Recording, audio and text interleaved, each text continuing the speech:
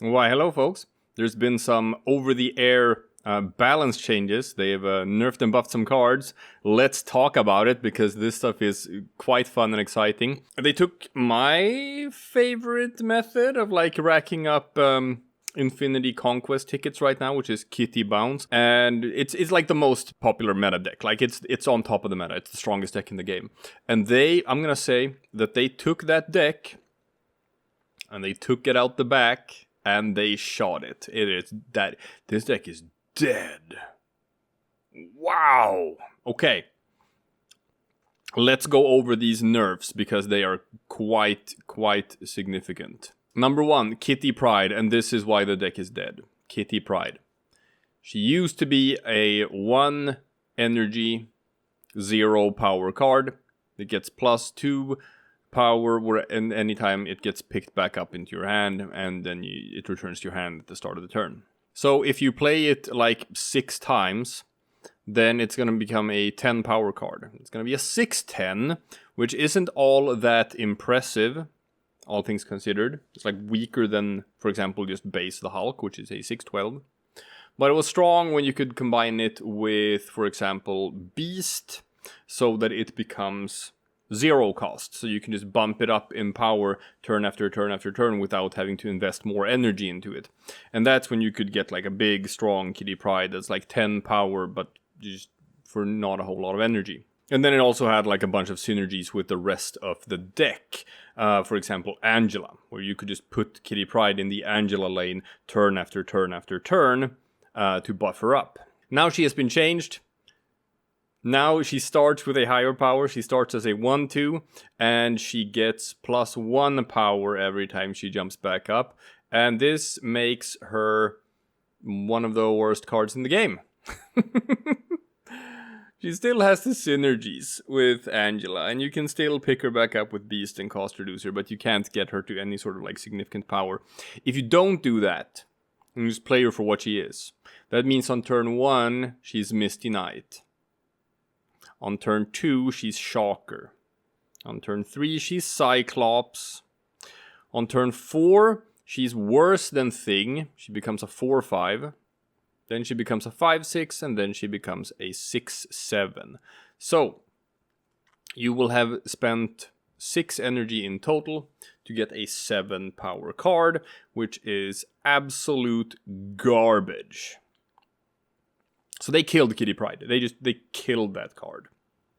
It is completely unplayable now. And a big part of the Kitty Bounce deck revolves around that card. So without Kitty Pryde, is that deck gonna function as well anymore? Probably not. But they didn't stop there. They also changed Hitmonkey. Hitmonkey was a 2 energy 0 power card. It is now a 3 energy 2 power card. So they increased the base power, which means that it doesn't get as big of a buff from Bust anymore. They also gave it +1 energy. So you have a harder time doing the ridiculous combos on turn 6 where you just dump your hand and get a super cheap Hitmonkey out for like 1 energy combined with either Sarah or Beast. And then you get to play a bunch of other stuff as well. So it's not going to work as well in the Kitty Bounce deck anymore. That's an effective nerf. Worth noting though is that now that it's a 3 energy card, it fits into Surfer decks.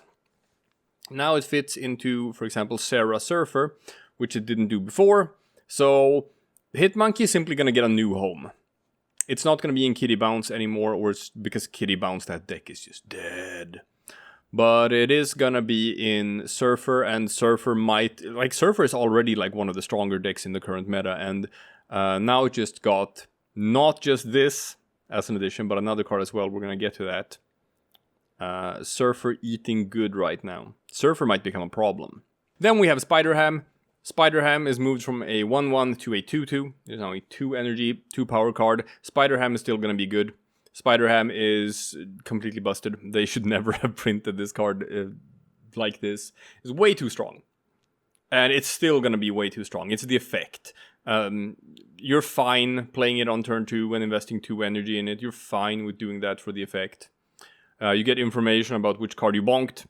and you completely like annihilate certain strategies. Yeah, sure, maybe it comes out one turn later, so maybe you can't bonk their death while it's still like 7 or 8 energy.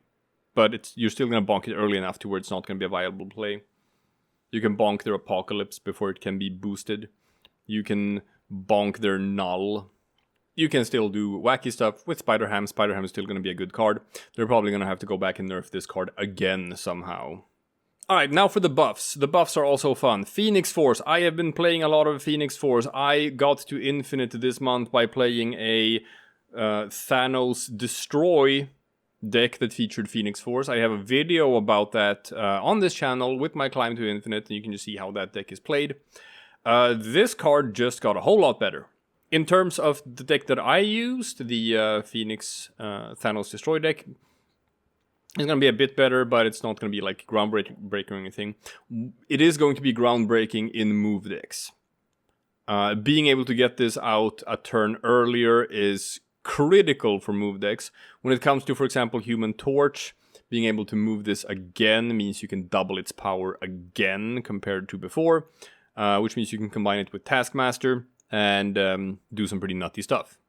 Still weak to Killmonger, of course.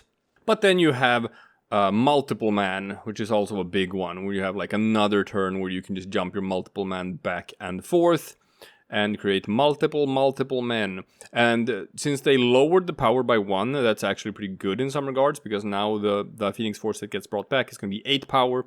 It's going to be outside of Shang-Chi range. It's going to be harder to deal with, actually. So Phoenix Force just became a scary card. Huge buff to move lists, and that's not the only one.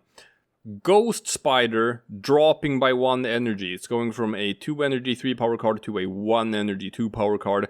Ghost Spider at 1 energy is very scary. You can do a whole lot more with it now in move lists. It adds a lot of flexibility to your gameplays. Easier to combine it with things like Spider-Man 2099, for example, if you want.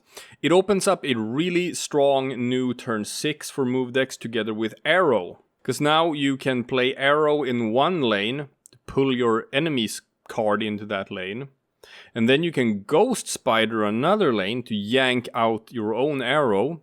So you can get the effect of Arrow to move an enemy into one lane, while you can still put all of your power into another lane. So it's a pretty good method of disruption. I think Ghost Spider is going to see a lot of play in a lot of different decks. Not necessarily just move decks. Can also see her used in like Shuri decks. So Ghost Spider at 1 energy is like actually very, very good. Living Tribunal bumped from a 6/6 to a 6/9. They gave it 9 power. That means that it's gonna spread like 1 more power to each lane. It is still garbage. Living Tribunal is a really bad card. I've been playing it a lot. I've been trying to make it work. It does not. A Living Tribunal is a really bad card because it has an effect that is antithetical. I think that's how you pronounce it. Antithetical to what you actually want to do.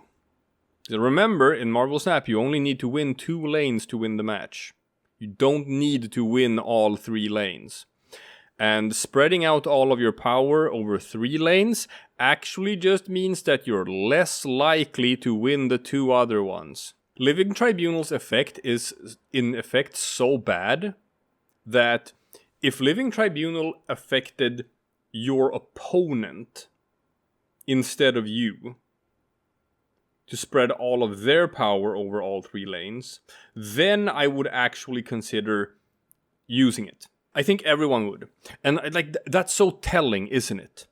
Because like when I say that, your reaction is, oh, they would never do that. That would be way too OP. It would be way too OP to spread your opponent's power over 3 lanes. Yeah, because it's a negative effect. It's bad. So why would you do that to your own lanes? Like people have been using it in, for example, Hela discard lists, because those casino decks, like the only thing that can sort of like make them lose is if you're sort of unlucky about the power spread, because like you dump such a huge amount of power that just having that uniformly spread over all 3 lanes is pretty much a net positive in a lot of cases.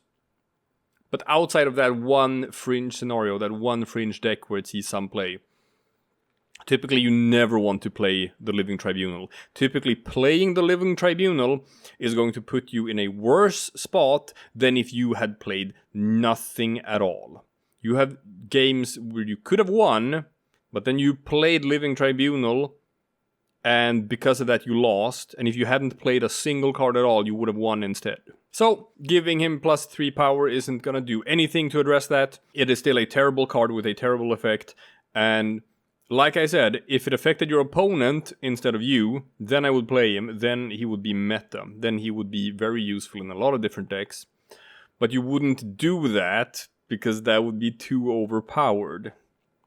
So why would you do it to yourself? And finally, a huge one, Magik. Magik is being knocked down to a 3 energy card, which is crazy! Being able to play Magik really early is a frightening ability. You no longer have to devote your entire turn 5 just to playing a 3 power card. It's so easy to just slot this into whatever strategy you're using now. So here's my prediction. You don't have to put Magik in your deck because everyone else is going to put Magik in their deck. So you're gonna get a lot of 7-turn games anyway. You can basically build a strategy around having 7 turns without even putting Magik in your deck because everyone else is gonna be putting Magik in their decks. She's down to 3 power. She also works with Serra Surfer now, or just Surfer decks in general, where she is going to find a home. Surfer decks are gonna be pretty nutty now that they have Magik and Hitmonkey just going right in there. And you can farm this meta. You can farm this meta. People, here's what you do. You put Scarlet Witch in your deck. You put Rhino in your deck. You put Storm in your deck. Your opponent plays Magik. It's now a 7-turn game. They're building their strategy around that. Then, come turn 6, you play Scarlet Witch in their Magik lane. Now we're back to playing a 6-turn game. The game is over. And if they were saving their big play for turn 7, then you just got a surprise win on them. However, Magik players are going to be able to do the same thing. People are going to put Magik and Scarlet Witch in their decks to trick you. They're going to play Magik early. Now you think it's a 7-turn game. Then on turn 6, they're going to play Scarlet Witch. Nah, now it's back to being a 6-turn game. This is gonna be so screwy to deal with. This is gonna lead to so much 4D chess and people messing with the amount of turns in a game. It's gonna be pretty funny, but it might be a bit too nutty. Predict it. Predict it, take advantage of it. But it's gonna be hilarious. If you put Scarlet Witch in your deck, and Storm or whatever, and counter all of these new Magik players with that, you're gonna be able to like climb to infinite with that strategy. Because you're going to get so many surprise wins on people. So yeah, those are the big balance changes. Kitty Bounce, I'm going to say that that archetype is dead with that Kitty Pryde nerf. Move decks are going to get a huge upswing from the buffs to Phoenix Force and Ghost Spider. The buff to Living Tribunal isn't going to achieve anything, it's still going to be bad. And the buff to Magik is going to shake the entire meta upside down, and it's going to be hilarious until they like revert this because they realize that like this just causes too much chaos to the game. To have her at 3 energy. But it's fun. It's going to be a fun time until they revert this. So yeah, those are the balance changes, people. Adapt your decks accordingly and go climb. And as always, thanks for watching. I'll see you again some other time for something completely different.